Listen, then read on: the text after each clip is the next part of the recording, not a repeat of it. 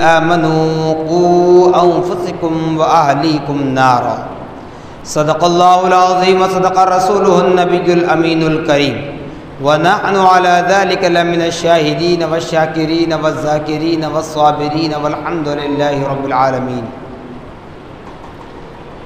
قال الله تبارك وتعالى في شأن حبيبه المصطفى ورسوله المجتبى صلى الله تعالى عليه وسلم: إن الله وملائكته يصلون على النبي يا أيها الذين آمنوا صلوا عليه وسلموا تسليما.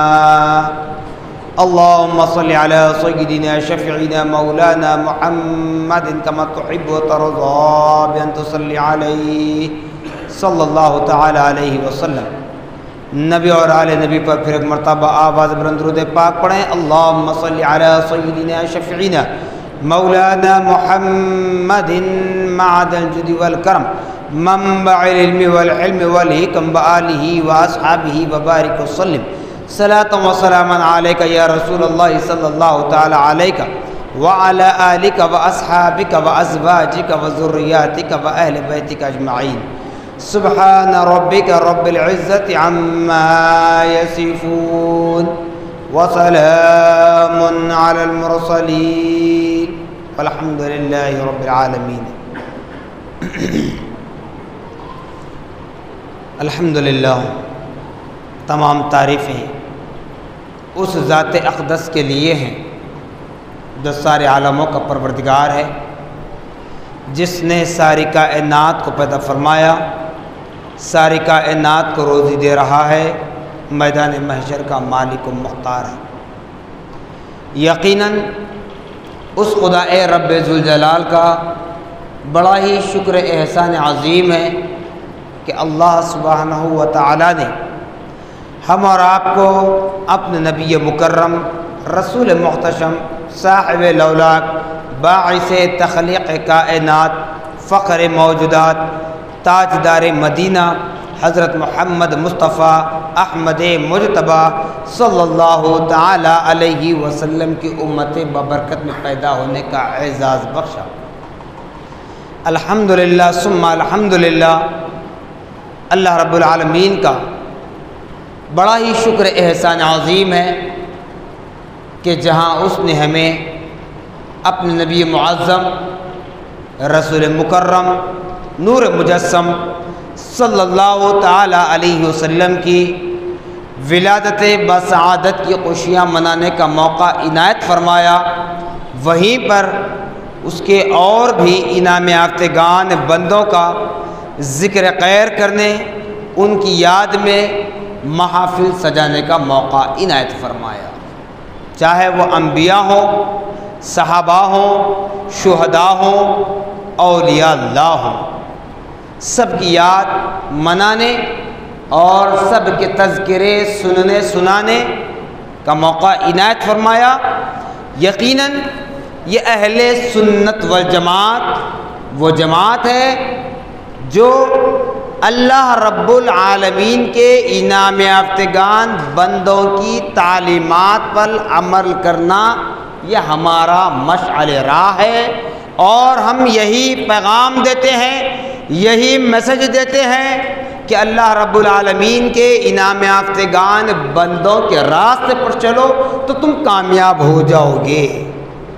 ابھی بات اور ہے، کوئی سنتے ہیں عمل نہیں کرتے، کوئی سننا نہیں چاہتے، کوئی اعتراض کرنا چاہتے ہیں، کوئی کمنٹ کرتے ہیں، یہ اپنی اپنی مرضی ہے. کیونکہ نبی کریم صلی اللہ علیہ وسلم نے ارشاد فرمایا: کما تدینا تدانا، جیسا کرو گے ویسا بھرو گے. یہ دنیا امتحان کی جگہ ہے، یہاں پر ہمیں سوچ سوچ کر صرف قدم نہیں اٹھانا ہے بلکہ سانس بھی سوچ کر لینا ہے. زبان سے کچھ کہنا بھی ہے تو سوچ سمجھ کر کہنا ہے، چونکہ اللہ والوں کا وہ مقام آج تک کسی نے پایا نہیں اور کوئی پائے گا بھی نہیں. یہی اہل سنت جماعت کا ایمان و ایقان ہے. کوئی نمازی صائم اللہ والوں کے مقام کو نہیں پہنچ سکتا، کوئی ولی کسی صحابی یا اہل بیت کے کسی فرد تک نہیں پہنچ سکتا، اور کوئی صحابی، کوئی اہل بیت کا فرد انبیاء کے مقام تک نہیں پہنچ سکتا، اور انبیاء میں سے کوئی نبی محمد الرسول اللہ کے مقام تک نہیں پہنچ سکتا۔ یہ ہماری تعلیمات ہے، یہ اہل سنت والجماعت کی تعلیمات ہے۔ عمل کریں یا نہ کریں اپنی اپنی مرضی ہے، لیکن اتنا تو ضرور ہے کہ جب تک اہل سنت والجماعت کا نام نہ لے، جیسے کہا جاتا ہے جس درخت پر پھل ہوتا ہے اسی درخت پر پتھر مارے جاتے ہیں، جب تک اس درخت پر پتھر نہ مارے جائے جس درخت پر پھل ہے تمہارا پیٹ نہیں بھرتا۔ تو ایسی ہی کچھ مثالیں ہمارے سامنے آتی ہیں۔ تو بہرحال کہنے کا مقصد یہی ہے کہ قرآن یہ فرما رہا ہے یا ایھا الذین آمنوا قوا انفسکم واہلیکم نارا۔ لوگو، اللہ رب العالمین نے تمہیں ٹھیکیدار نہیں بنایا، اللہ رب العالمین نے تمہیں ساری کائنات کا بوجھ تمہارے سر پر نہیں ڈالا۔ کون کیا کر رہا ہے، کون کیا نہیں کر رہا ہے، کس کو کیا کرنا ہے، یہ اللہ پاک نے آپ کو ذمہ دار نہیں بنایا، ذمہ دار بنایا ہے جس کو قرآن بتا رہا ہے یا ایھا الذین آمنوا، اے ایمان والو، قوا انفسکم، اپنی حفاظت کرو، اپنی اصلاح کرو، اپنے گریبان میں جھانک لو، اپنے آپ کو راہ راست پر لا لو۔ وَأَهْلِيكُمْ نَارًا، اپنے ساتھ ساتھ اپنے اہل و عیال جو ہماری کفالت میں پلنے والے ہیں، جو ہماری سرپرستی میں پرورش حاصل کرتے ہیں، ان کی ذمہ داری آپ پر ہے، دوسروں کی ذمہ داری آپ پر نہیں ہے۔ خود کو سنبھالنا ہے، خود کے گھر والوں کو سنبھالنا ہے۔ ہر فرد یہی فکر اگر کر لے، یہ کوشش کر لے، تو نہ دنیا کی خرابیاں ہوں گی نہ قبر کی منزل خراب ہوگی۔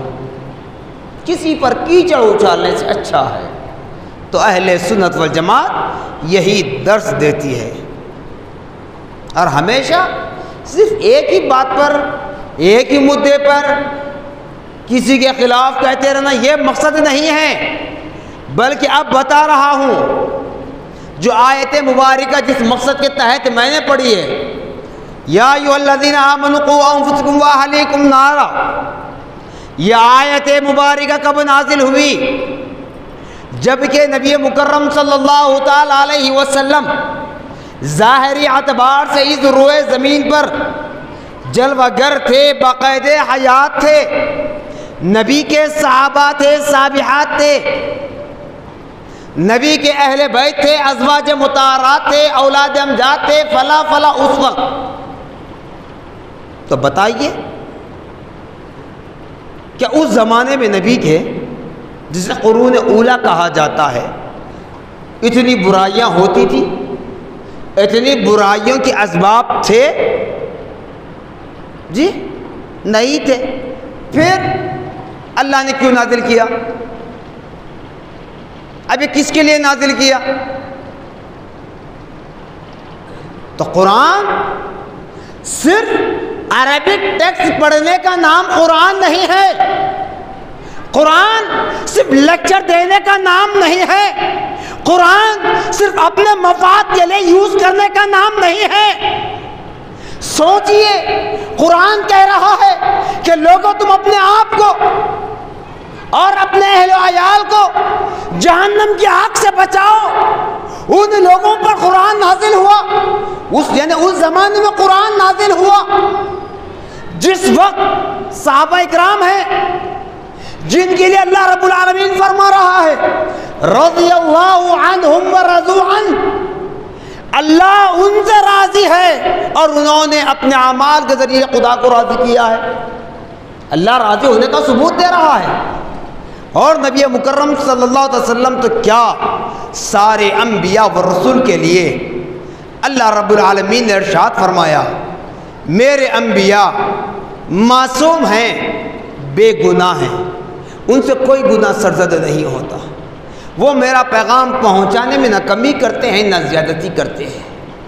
تب نبی محمد الرسول اللہ صلی اللہ علیہ وسلم تمام انبیاء کے امام ہیں، تمام انبیاء کے تاجدار ہیں، تمام انبیاء کے نبوت اور رسالت کا تاج ہیں۔ اب وہ نبی محمد الرسول اللہ صلی اللہ علیہ وسلم پر قرآن پاک نازل ہو رہا ہے، اس میں یہ آیت مبارکہ ہے کہ لوگو تم اپنے آپ کو اور اپنے اہل و عیال کو جہنم کی آگ سے بچاؤ۔ تو بتاؤ اس وقت اتنی برائیاں تھیں، آج جو برائیاں ہو رہی ہیں ایسے اسباب اس وقت تھے؟ نہ برائیاں تھیں، نہ اسباب تھے، نہ ٹیکنالوجی تھی، نہ کچھ تھا، تو پھر یہ آیت کیوں نازل ہوئی صاحب؟ تب معلوم ہوا اللہ پاک قرآن کو جو نازل فرمایا ہے روز اول سے روز آخر تک کے تمام احکامات اس قرآن میں اکٹھا کر دیا۔ کیوں؟ کہ اب قرآن کے بعد کوئی اور کتاب، خدا کا اور کوئی قانون، کوئی دستور، کوئی آئین، کوئی صحیفہ، کوئی پیج آنے والا نہیں ہے۔ قرآن اٹل کتاب ہے، خدا کا اٹل فیصلہ ہے، آخری ججمنٹ ہے، اس کے بعد کوئی ججمنٹ ہونے والا، کوئی آرگومنٹ ہونے والا نہیں ہے۔ اسی لیے اللہ نازل کیا جو آج ہو رہا ہے۔ 1400 برس بعد جو اعمال ہو رہے ہیں ان اعمال کو خدا رب العالمین نے 1400 برس پہلے قرآن میں بیان کر دیا۔ آج ہم اپنے اعمال کو دیکھ لیں تو شیطان کے راستے پر ہماری زندگیاں بے سود ہوتی چلی جا رہی ہیں، ہمارے گھر بگڑتے جا رہے ہیں، اور ہم ہیں کہ لوگوں میں ہیرو بننے کی کوشش کرتے ہیں، جی اپنے آپ کو بڑا بہادر بتانے کی کوشش کرتے ہیں۔ تو اسی لیے قرآن کہہ رہا ہے کہ لوگوں کسی اور کا ٹھیکہ تمہیں نہیں دیا گیا، کسی اور کی ذمہ داری تمہیں نہیں دی گئی، تم سدھرو اور تمہارے اہل و عیال کو سدھار لو، تو پھر تمہارے لیے کامیابی ہے۔ ہم سدھریں گے نہیں، ہمارے گھر والوں کو سدھاریں گے نہیں، لوگوں پر تنقید کریں گے، سڑک پر ہونے والے حادثات کو دیکھ کر سوشل میڈیا پر وائرل کریں گے۔ جو ربیع المنور سے پہلے آپ سے کہا تھا کہ سوشل میڈیا پر جو لڑکے اور لڑکیوں کے تضاد چل رہے ہیں کہ مسلمان لڑکی غیر مسلم لڑکے کے ساتھ جا رہی ہے فلاں فلاں،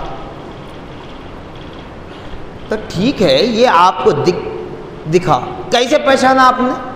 برقعے سے۔ میں نے بات کہہ دیا تھا کہ دیکھیے برقع اسلام نہیں ہے، برقع اسلام نہیں ہے۔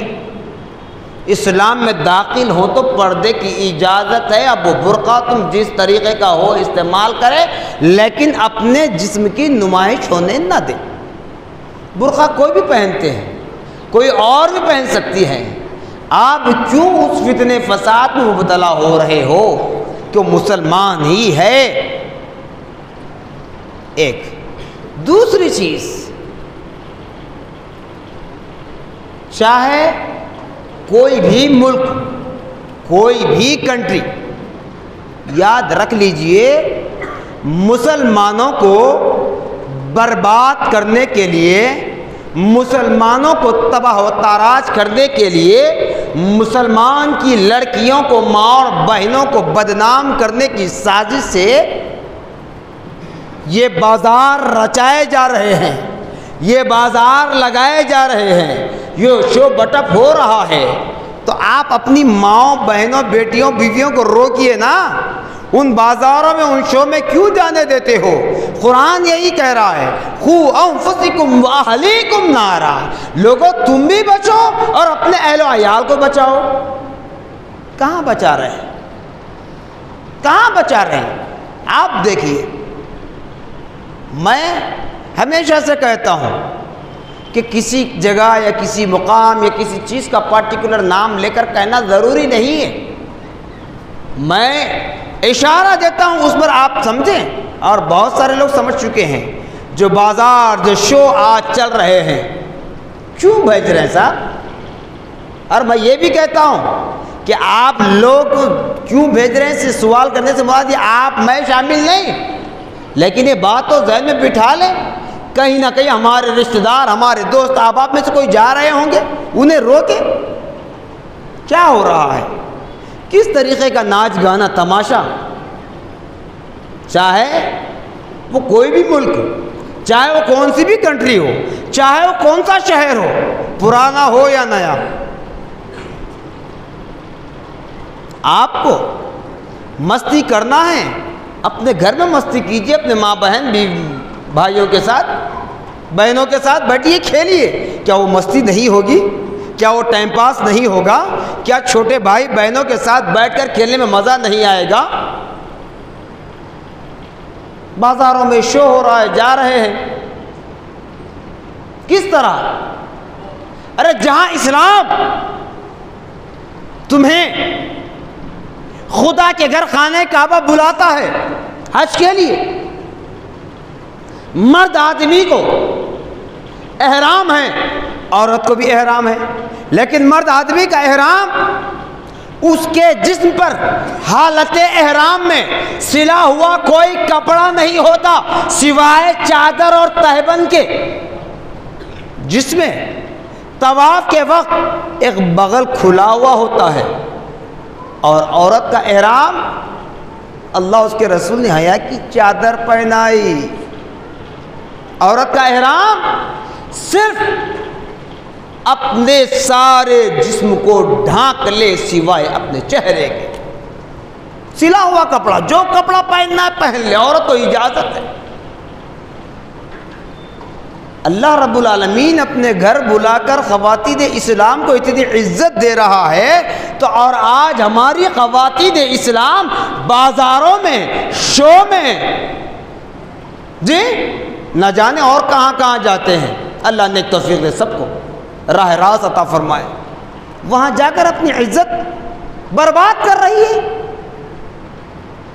پھر ہم کہیں کہ ہم پر ظلم ہو رہا ہے، تو بتاؤ دعوت کس نے دی؟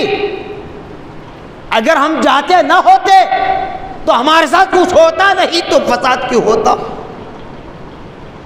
نام لے کر تھالیاں بجائی جا رہی ہے اور کھڑے رہ کر وہاں گانا گا رہی ہے۔ مسلمان لڑکی، لاسٹ ویک گزشتہ اتوار کی بات کر رہا ہوں، ایسے بہت سارے ہو رہے ہیں، لیکن جس کے نام پر اسٹیج سے ناچنے والی آواز دیتی ہے کہ اس کے لیے تھالیاں بجائی جائیں، اور وہ اسپیکر لے کر، مائک لے کر گانا گا رہی ہے۔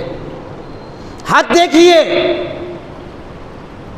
آواز صحیح نہیں آ رہی ہے، نوز پیس اٹھا کر مائک لے رہی ہے۔ اب آپ کہیں گے مولانا آپ یہ کہاں سے دیکھے؟ سوشل میڈیا پر آ رہا ہے، میں نے نہیں دیکھا، مجھے کوئی شوق نہیں ہے۔ سوشل میڈیا پر ایسے ویڈیو کلپ وائرل ہو رہے ہیں، تو یہ مسلمان کا نتیجہ ہے، یہ مسلمان ہم کہلانے کے قابل ہیں۔ اسی لیے تو قرآن نے فیصلہ کر دیا کہ تمہیں کسی اور کی ٹھیکیداری نہیں دی گئی، کسی اور کی ذمہ داری نہیں دی گئی، بلکہ تم اپنے آپ کو اور اپنے اہل و عیال کو جہنم کی آگ سے بچاؤ۔ وہ جہنم کی آگ نہیں تو کیا ہے بتائیے؟ جہنم کی آگ کا ایک حصہ ہے جہاں نوجوان بچے بھی ہیں، نوجوان بچیاں بھی ہیں، آزو بازو کھڑے ہیں۔ ارے جب کہ نبی کریم صلی اللہ علیہ وسلم کے دور میں خواتین اسلام کو باہر نکلنے سے بالکل منع کیا گیا تھا، تعلیم سے تک روکا گیا تھا۔ جب صحابہ جنگوں میں شہید ہوتے تو ان صحابہ کی بیوہ صحابیات نبی مکرم کی بارگاہ میں پہنچ کر عرض کرتی ہیں، یا رسول اللہ صلی اللہ تعالی علیہ وسلم، ہم بیوہ ہیں، ہمارے شوہر فلاں جنگ میں انتقال ہوئے، شہید ہو گئے، یہ نہیں کہ آپ کے ساتھ جا کر شہید ہوئے، اسلام کے نام پر سر کٹا کر شہید ہوئے، یہ نہیں فرمایا۔ صحابیات نے کہا، یا رسول اللہ صلی اللہ تعالی علیہ وسلم، میرا بھائی، میرا باپ، میرا شوہر، میرا نوجوان بیٹا بھی جنگ میں شہید ہو گیا ہے، اب میرے پاس پرسان حال نہیں ہے کوئی، میری کفالت کرنے والا کوئی نہیں ہے، میں کثیر العیال ہوں، بیت المال کی رقم بھی مجھے بس نہیں ہو سکتی، کیا کروں؟ جب خواتین اسلام کے معروضات نبی کی بارگاہ میں پیش ہوئے تو حضور اکرم نور مجسم صلی اللہ علیہ وسلم نے ارشاد فرمایا اس کے بعد، ٹھیک ہے، مجبور ہے، لاچار ہے، بے بس ہے، بے کس ہے، بے سہارا ہے، تو ایسی صورت میں آپ تعلیم بھی حاصل کریں، نوکری بھی کریں، مگر پردے کی پابندی ضروری ہے، مگر پردے کی پابندی ضروری ہے۔ پردہ صرف برقع پہننے سے پردہ نہیں ہوتا، پردہ آنکھ کا بھی چاہیے، پردہ ذہن کا بھی چاہیے، پردہ دل کا بھی چاہیے، پردہ نیت کا بھی چاہیے، اور برقع ایسا برقع ہو جس سے تمہارا جسم کا حصہ کوئی نظر آنے نہ پائے، یہ برقع ہو، ایسا برقع نہیں جس سے تمہارا جسم نظر آ رہا ہو۔ تو خدا را جیسے نبی پاک صلی اللہ علیہ وسلم نے فرمایا تھا کہ میں میری امت کا حال 1400 برس تک بتاؤں گا، جب 15ویں صدی شروع ہو جائے گی کیا ہوگا میں نہیں بتاؤں گا۔ تو آج وہ سارے اعمال مکمل 95% ہو چکے ہیں، صرف 5% باقی ہیں، شاید وہ بھی ہو جائیں گے، نہ جانے کب قیامت ہوگی۔ خدا را اپنے آپ کی حفاظت کر لیں، اپنے اہل و عیال کی حفاظت کر لیں، نوجوان بیٹے بیٹیوں کی حفاظت کریں، اور بالخصوص میں نوجوان بھائیوں سے مؤدبانہ گزارش کرتا ہوں، اور اس سے پہلے میں کہہ چکا ہوں کہ یاد رکھیے، اگر ہم اپنی بہنوں کی، اپنی بیویوں کی، اپنی بیٹیوں کی حفاظت اگر چاہتے ہیں تو اس سے پہلے ہمیں صحیح راستے پر عمل کرنا ہوگا۔ ہم صحیح رہیں گے تو پھر ہماری بہن بیوی بیٹی بھی صحیح رہے گی۔ ہم غلط چکر میں جائیں گے، ہم کسی کی بیوی پر، کسی کی بیٹی پر، کسی کی بہن پر غلط نظر اگر ڈالیں گے تو یاد رکھ لیجئے ہماری بہن، ہماری بیوی، ہماری بیٹی سیف رہنا یہ امپاسبل ہے، یہ امپاسبل ہے۔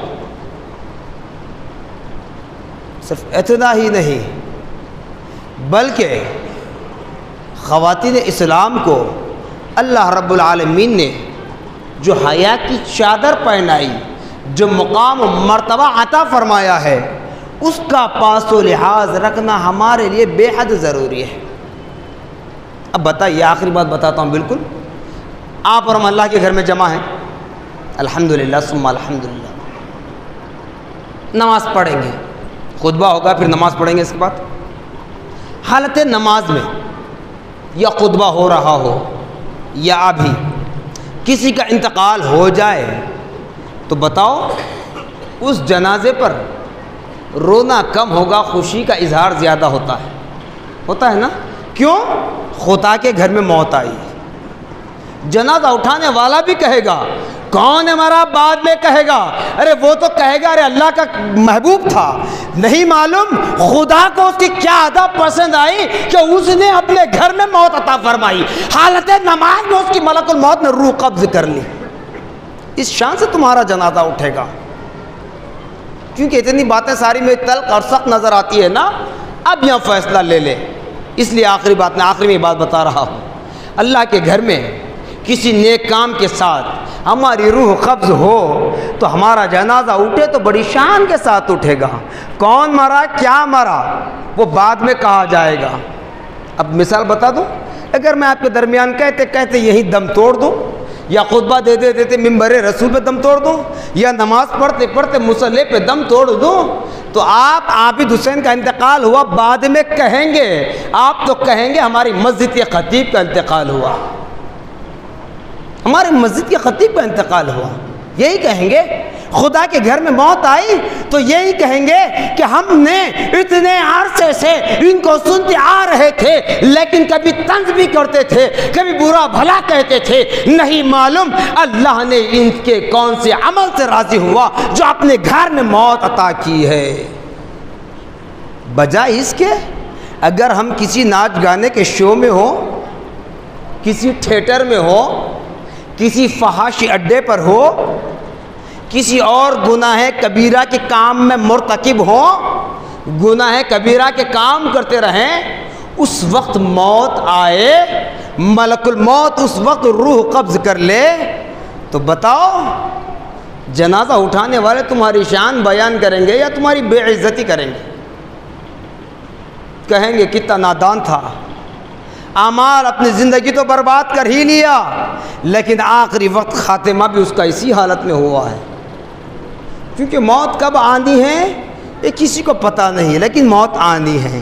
تو اسی لیے ہم اہل سنت والجماعت بلکہ کلمہ گو کو یہ تعلیم دی جاتی ہے کہ لوگوں ہمیشہ ہمیشہ اسلام پر ثابت قدم رہیں، اسلام پر ثابت قدم رہیں، اعمال صالحہ کرتے رہیں، اللہ اس کے رسول کو راضی کرنے کی کوشش کریں، تاکہ ایمان کی حالت میں ہمارا خاتمہ ہو، ایمان کی حالت میں موت نصیب ہو، تاکہ ہمارے جنازے کو اٹھانے والے بھی جب ہمیں اٹھائیں تو اس شان سے اٹھائیں، اور فرشتے بھی ہماری روح کو لے جائیں تو اسی شان سے خدا کی بارگاہ میں ہمیں روح کو پہنچائیں گے۔